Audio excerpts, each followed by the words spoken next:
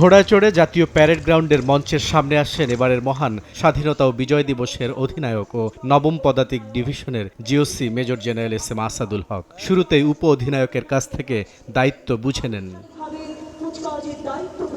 প্রথমে মিলিটারি পুলিশের মোটর শোভাযাত্রা সহকারে প্যারেড গ্রাউন্ডে প্রবেশ করেন ডামি প্রধানমন্ত্রী। একইভাবে প্যারেড গ্রাউন্ডে প্রবেশ করেন ডামি রাষ্ট্রপতিও। ডামি রাষ্ট্রপতিকে অভ্যর্থনা জানান ডামি প্রধানমন্ত্রী ও ৩ বাহিনীর প্রধান।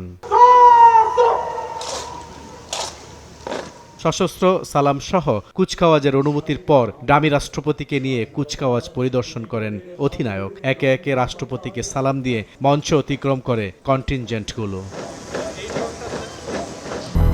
200-র বেশি সার্ভিস ও ফিচারে লেনদেনের সব বিকাশ অ্যাপে সম্ভব। এবারের কুচকাওয়াজে অংশ নেবে বাংলাদেশ সেনাবাহিনীর বিশেষায়িত ইউনিট, প্রেসিডেন্ট গার্ড রেজিমেন্ট, সাজোয়া contingent, east Bengal contingent, Bangladesh infantry regiment contingent সহ বিভিন্ন কন্টিনজেন্ট।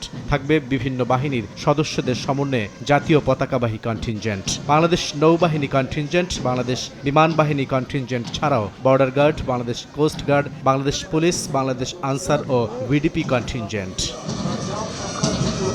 এরই মধ্যে আকাশপথে প্যারাট্রুপাররা জাতীয় পতাকা নিয়ে অবতরণ করেন। এরপর শুরু হয় বিমান বাহিনীর মনোমুগ্ধকর ফ্লাইপাস্ট। স্বাধীনতা দিবসকে সামনে রেখে মঙ্গলবার সকালে শুরু হয় চূড়ান্ত মহড়া। অংশ নেন সেনা, নৌ ও বিমান সহ বিভিন্ন বাহিনীর সদস্যরা। আন্তঃবাহিনী জনসংযোগ পরিদপ্তর আইএসপিআর সংবাদ বিজ্ঞপ্তিতে জানিয়েছে, কুচকাওয়াজ অনুষ্ঠানটি সর্বসাধারণের জন্য উন্মুক্ত থাকবে। দীর্ঘ 18 বছর পর আবারও মহান স্বাধীনতা দিবস অনুষ্ঠানে ফিরছে ঐতিহ্যবাহী কুচকাওয়াজ। জাতীয় প্যারেড গ্রাউন্ডে সেনা, নৌ ও বিমান বাহিনীর অংশগ্রহণে স্থল ও আকাশপথে প্রদর্শিত হবে দেশের সামরিক সক্ষমতা। বুলবুল রেজা, সময় সংবাদ, জাতীয় প্যারেড গ্রাউন্ড, ঢাকা।